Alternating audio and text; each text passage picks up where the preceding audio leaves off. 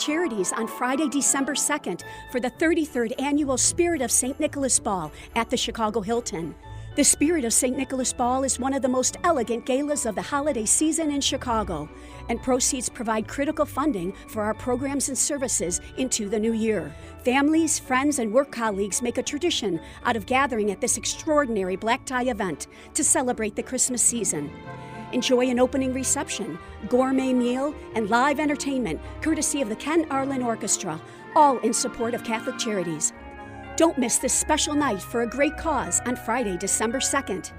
To purchase tickets for the Spirit of St. Nicholas Ball, visit CatholicCharities.net/events or call 312-948-6963. That's 312-948-6963.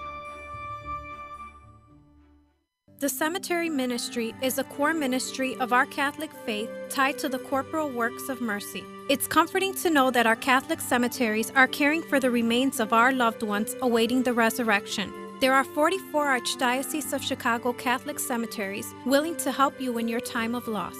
Call 708-449-6100 or visit CatholicCemeteriesChicago.org. Catholic Cemeteries, serving the Catholic community since 1837. You're listening to Catholic Chicago. Ahead, the Archdiocese of Chicago brings you programs about the people, events, and issues that touch our lives. Thanks for letting us be part of your morning. Now again, Catholic Chicago.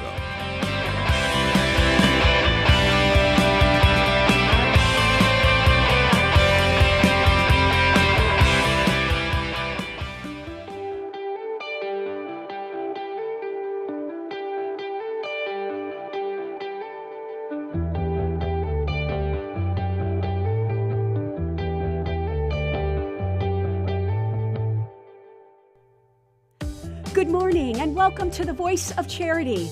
I'm Katie Breedeman, and we extend a warm hello to all who are listening with us today on WNDZ 750 AM here in Chicago, and all who are watching our live stream on YouTube and Facebook at Catholic Chicago, which is the account for the Archdiocese of Chicago. You know, as we've discussed here on the Voice of Charity many times before, Catholic Charities has a number of programs that help prevent homelessness in Chicago. Our call center receives an astounding 80,000 calls a year, and we respond with wraparound services that address root causes of how someone becomes on the brink of being homeless or actually homeless themselves. We work with the city's 311 center that provides rental assistance and other basic needs and refers clients to emergency shelters. Another innovative program that we are part of helps families identified through the Chicago public school system as living in temporary housing situations.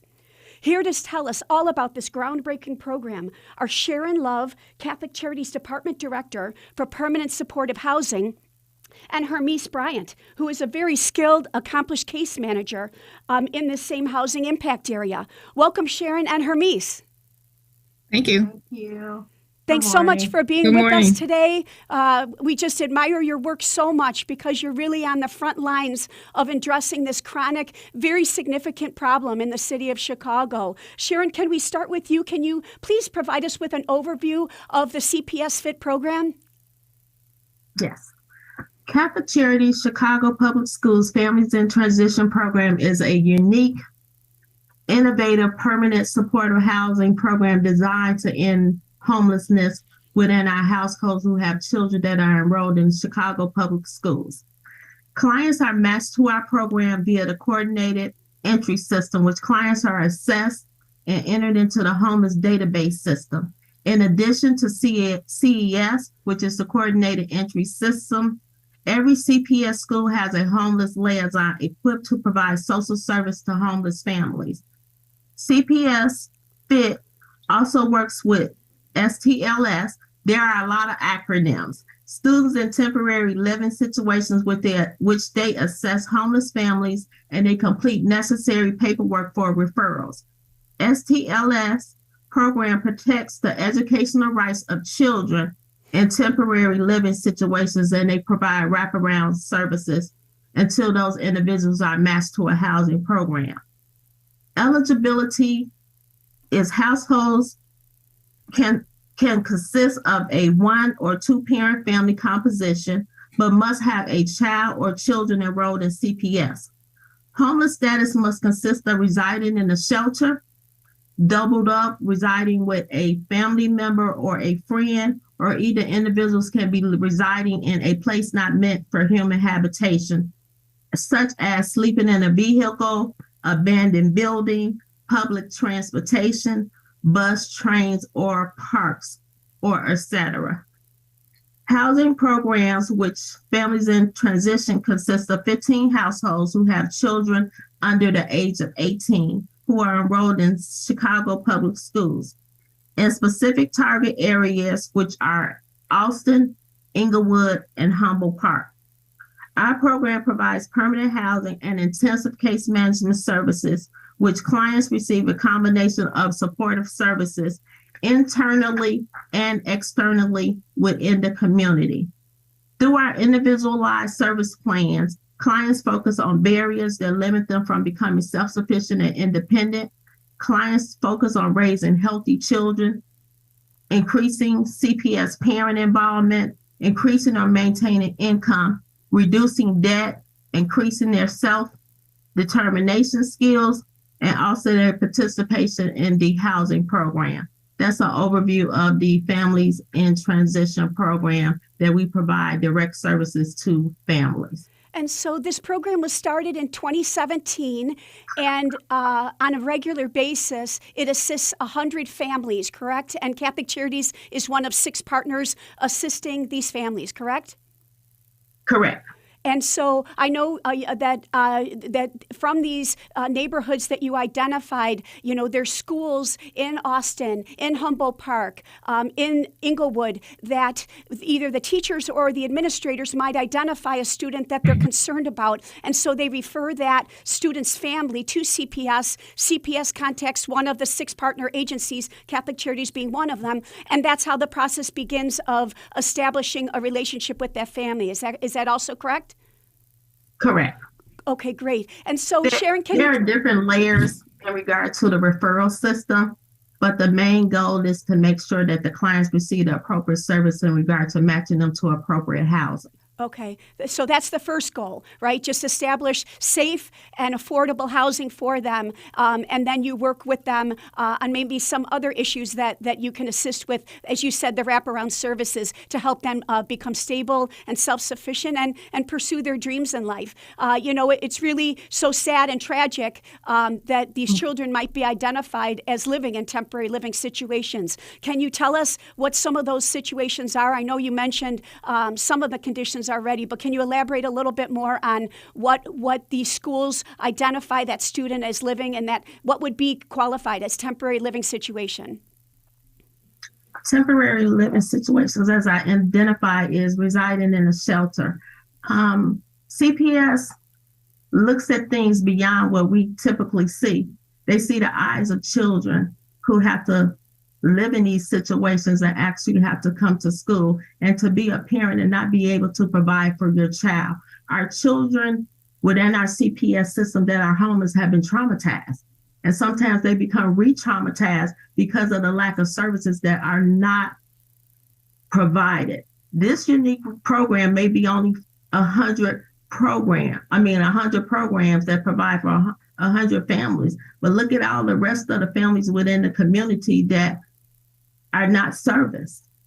So CPS looks at individuals that may be experiencing domestic violence in the home. Children are inadequately not fed regularly, clothes are unkept, just to come to class and be bullied or labeled. And the teachers have to intervene with that. So you got to also look at the fact that how can I really educate a student and focus on the educational piece when I also have to focus on the social piece and provide for this child or this family? And a lot of times children are shamed, parents are shamed because people look at them as, what are you doing? Why are you not working? What happened to you? But people also need to look at the family dynamics, and there's something that occurred that is preventing this individual not to be able to provide for their family. Not everyone has. So we as an organization, we come into place along with CPS to help put the pieces together and to be able to provide tools for these individuals.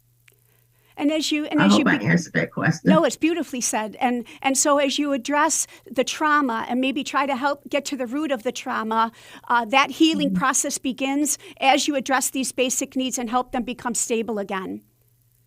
Yes, correct. And so, Hermes, can I bring you into the discussion? Because I know that, Sure. that the CPS-FIT is really considered a win-win. It's a win for the families because they are provided with stable, safe, affordable housing. But then the landlords, get tenants through this program who they're going to count on. They're going to be reliable in terms of paying the rent, and they know that these families want to start over and want to establish lives. So in some ways, it's a win-win both for landlords and the families, isn't it? That's correct. That's correct. And it makes it all work together. When you want to house somebody who's been unhoused for a period of time, that's step number one. It's like you're taking the rung of the ladder and you're going up. And every time you're making another step toward self-sufficiency and toward housing stability as well.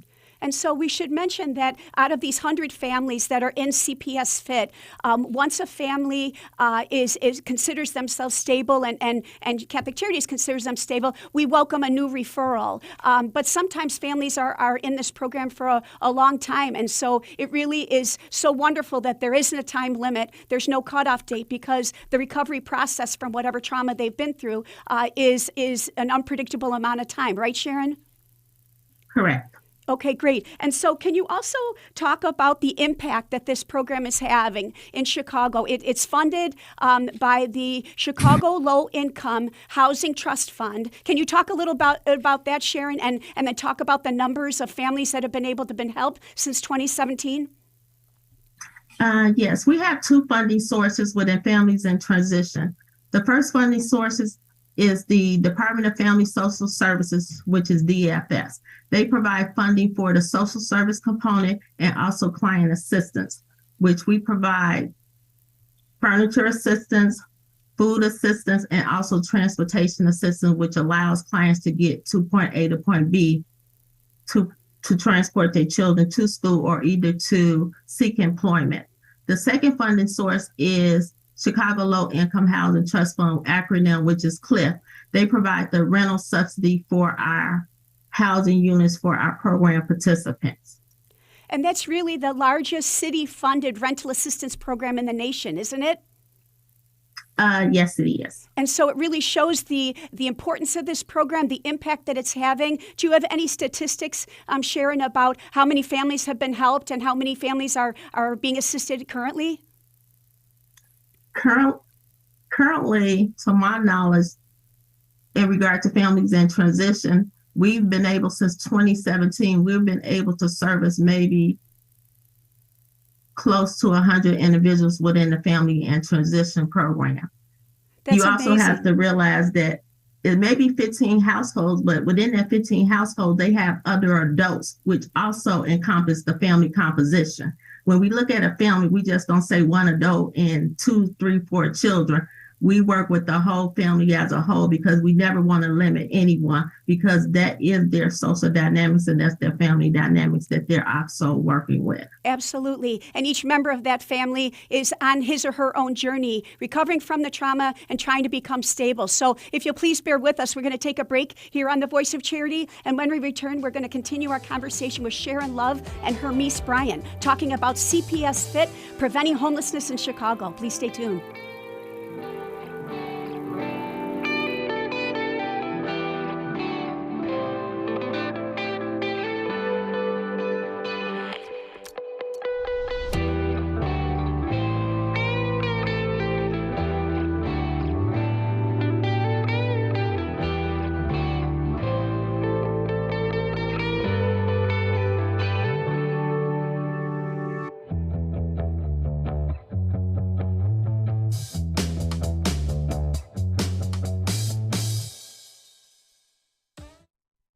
Catholic Charities' 75th Annual Celebration of Giving is underway in support of those who are struggling to make ends meet every day.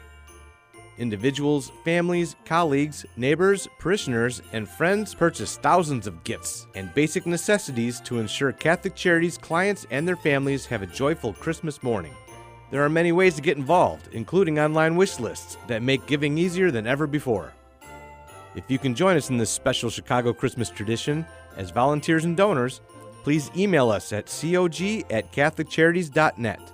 That's cog@catholiccharities.net. Or call 312-655-7401 in Cook County and 847-782-4210 in Lake County. Thank you for helping us spread Christmas cheer this year throughout Cook and Lake counties.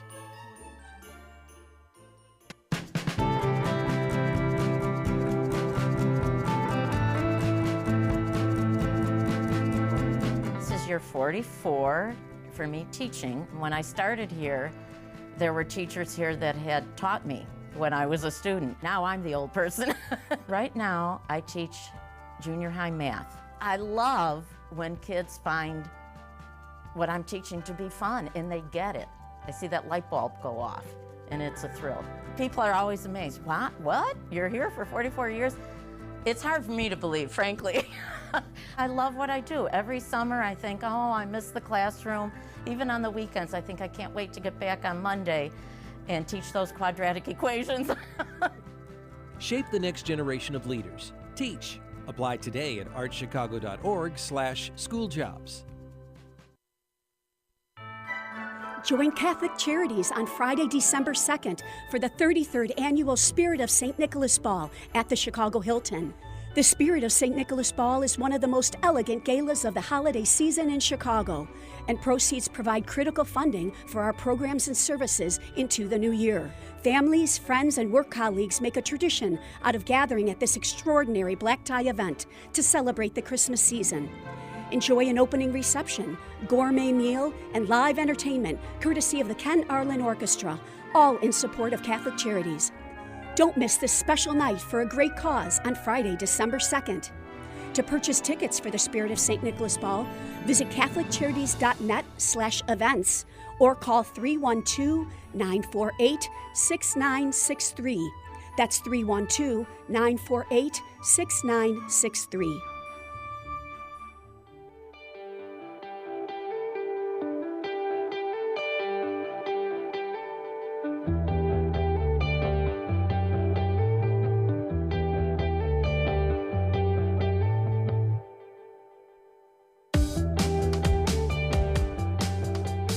Welcome back to the Voice of Charity. I'm Katie Breedeman, and it's my distinct pleasure today to be with two experts who are addressing homelessness in Chicago head-on every day. Sharon Love is Catholic Charities Department Director for Permanent Supportive Housing in our Housing Impact area, and Hermise Bryant is a very accomplished case manager in that same impact area. Welcome back, Sharon and Hermise. And Hermise, you're the only full-time case manager for the CPS-FIT program. You are a very busy lady, and you juggle as many as 15 families at one time. Can I ask, what is the first thing that you say or do with them when you're introduced to a new family who's been referred to this program? Right. When a family is matched to Catholic Charities, the first thing I do is make a phone call to the client and tell them, surprise, you have now been selected to receive permanent supportive housing. And the response is just unbelievable. Most of them are in tears because it's an opportunity of a lifetime to receive permanent help in seeking. Some of them have been unstable in their housing situation for so long that this is really a dream come true. And so how is there an average amount of time that you work with family, or is it really that unique that each family is on that family's own schedule? That's correct. Everybody is on their own schedule, and everybody has different layers that they have to unpeel. I always talk about unpeeling the onion, and there's always different steps, and everybody, just like we are all different, everybody has a different path to becoming stable. And that's also a blessing about this program, as we said before, that there's no timeline, that they feel pressure as they're trying to become stable themselves. Can you talk a little bit more about peeling that onion? How do you gently help people start to acknowledge the trauma they've been through and suggest to them ways that they can start to recover and become more self-sufficient? Right. So what we first do is sit down with them and develop a set of goals that we review quarterly. We look at their goals. What is your goal? Your goal is to achieve housing stability, to maybe obtain a high school diploma, which we have a program which helps with that. I'd like to talk about that program just a little bit, because our initial 15 families, we had 8 families who head of household did not have a high school diploma, and how we were able to partner with Lights of Zion Training Institute, who has a homeschooling program, and take those 8 clients, those 8 families, and they all successfully completed this project. And what we did was every Friday we conducted class here at the Tolton Peace Center and helped them with their home study. And many of them were not ready to study, but sat down and studied. We conducted classes, and at the end, they all took their final exam, and all 8 families received their high school diploma. I have to add, you're very humble, Hermes, but I have to add that I know that part of the reason that was achieved is because you take personal interest in every one of these head of households, and you work Absolutely. with them to help study for those tests so that they can achieve it. So it's a big credit to you and your personal attention and your extra effort to help these people achieve that diploma, because as we all know, that opens many doors for them. You're so dedicated to your job, and it's a real credit to you and to Sharon and your department that you've had that great success. Can I also just ask, what other Catholic Charities programs and services, do you work with most often, Sharon, to help people with these wraparound services? We work with behavioral health in regard to individual and family counseling, which is needed because, again, the trauma that they have been exposed to needs to be addressed in order for them to proceed in life. We also work with domestic violence programs within Catholic Charities, because a lot of our households have experienced domestic violence and they may be fleeing domestic violence. So they need supportive services in order to aid them in that area. We also work with family stabilization in regard to referring clients to pantries to receive food assistance, also clothing assistance, also legal assistance in regard to households that may be involved with DCFS because they became homeless. Sometimes DCFS, a hotline call was made because they were unable to care for their children. So by providing legal assistance and providing the help and advocacy that they need, they're not alone in this journey. So in regards to all the social service agencies within Catholic Charities, we wrap our arms around them and let them know that we're in this together. If you put your hand in my hand and together we can build on this and we can assist you in becoming self-sufficient and independent for yourself and your children, because the focus is the children, because without them, where would we be and where would our future be? Let's talk a little bit more about that. Hermes, are you finding that these students who've been identified in the CPS schools, that their families are in transition, and that once they get in this program, are they able to focus on their schoolwork more and become better students overall, Hermes? Yes, and we're seeing now where the students are attending class at a regular basis now. They don't have to figure out how to get to school. We have families who were literally on the CTA bus and sleeping there, not just taking a ride. And so now they're able to take the bus and go to school. That's right? Amazing. That's amazing. Hermes, you also mentioned to me that you meet with the families monthly, but of course you're in communication with them throughout the month, whether it's phone calls or emails, to help them get on board and stay on progress with their goals. But what other communication methods do you have with the other 5 organizations chosen by CPS to be part of the CPS-FIT program? So the 6 agencies that are involved in this CPS-FIT, we meet monthly. We meet monthly by Zoom meeting now. It used to be in person. And we all get together to sort of coordinate services or things, talk about problems that we might have or problems we might have with tenants, with landlords, with working with the funding agency or whatever, to coordinate services so that everybody sort of receives equal services. Well, and it's probably, sharing best practices as well, right? That this, by the way, I found this additional resource, that I'd like to share with you. That's the teamwork behind this whole thing, that we're all looking out for the best for these families. Can I ask each of you in your housing area and with the CPS-FIT program, what are the greatest challenges that you find in working with these families as they're trying to become more self-sufficient again? Hermes, may I start with you? Sure. I think that as we talked too about peeling the onion and finding that so many of them have mental health issues, issues of substance abuse, issues of dealing with family, not having contact with family members, being estranged from close friends and family because of their personal decisions that they've made in their life. And so overcoming some of those issues is monumental for most, and just helping them to navigate that. So how do I go and make amends with my spouse, or how do I make amends with my the parents of the other partner, the other baby's father, or the mother of the children, or how do I make amends with the grandparents, or how do I go say I'm sorry, or how do I attain recovery? What kind of mechanism should I use? Should I go to an AA meeting, or should I take methadone or different things of that sort to help me in my recovery? Or am I ready for recovery? Well, and I know both of you ladies have shared with me that, as much as you have great ideas and want to recommend different services for the family's members, they have to want it themselves, right, Sharon? That you can recommend these things to them, but they have to care. They have to advocate for themselves, right, Sharon? Correct. And I think to add on what Ms. Hermes indicated, I think the biggest thing is building trust when we were working with our program participants, and also establishing that relationship, because trust is something that you have to earn with individuals because of the inconsistency that they have had in their lives, and people sometimes have failed them, promised them things that did not occur. So that relationship actually allows them to go through this journey and know that it's okay to trust someone. It's okay that the outcome will be positive for you and your children. Well, I can see that by the empathy and the compassion that you show to your families, that they get that message very clearly when they meet you, that you two are very trustworthy people that they can count on to help them.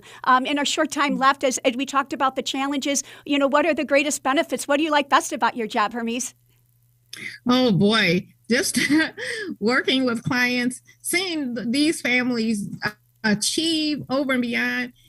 I talked about the 8 clients who received their high school diploma. We had a graduation service for them to celebrate them with their families present.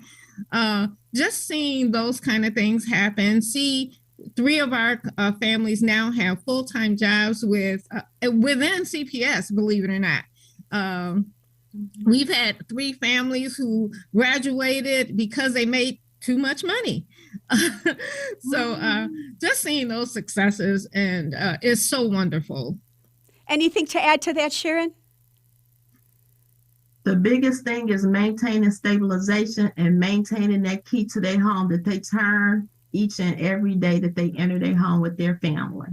Beautifully said. And Hermes, you mentioned the employment component. I know that you are very strong advocates for these family members, anybody, of an employment age to establish that job and learn the skills to stay with that job. And so I know that's another big component of what you do. I just have tremendous admiration for both of you, because this homelessness problem is big in Chicago. It's big nationwide. And you're addressing it in such logical, practical ways through CPS-FIT and through our other homelessness prevention programs, that you're addressing this thing in very significant ways. And I just congratulate you on all the success you've had, and wish you continued luck. And please come back on the show and give us progress updates with you, because you're doing great things in Chicago.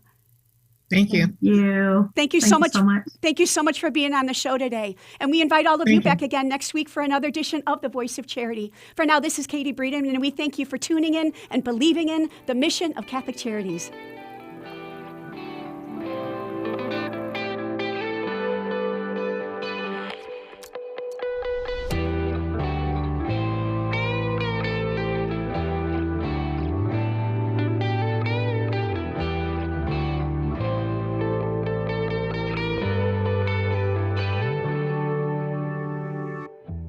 Join us every Monday through Friday at this time for Catholic Chicago. You can stream our programs live or listen to past programs by visiting our website, archchicago.org, and clicking on Radio TV.